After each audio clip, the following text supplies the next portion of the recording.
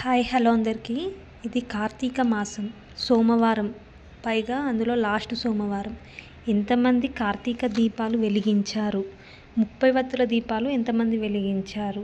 ఎందుకంటే కార్తీక మాసంలో డైలీ దీపాలు వెలిగించాలి, కానీ కొన్నిసార్లు మనకు వీలు పడదు. కాబట్టి కార్తీక మాసంలో రోజు పూజ చేసిన ఫలితం దక్కుతుంది అని అంటారు ఈ 30 వత్తులు వెలిగించడం వల్ల.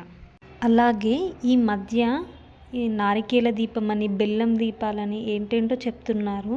కానీ మనకు ఫస్ట్ నుండి మన పెద్దలు ఏదైతే చేశారో, అంటే అసలు కార్తీక మాసం అంటే మనకు ఉసిరి దీపాలు, పిండి దీపాలు ఇంతే.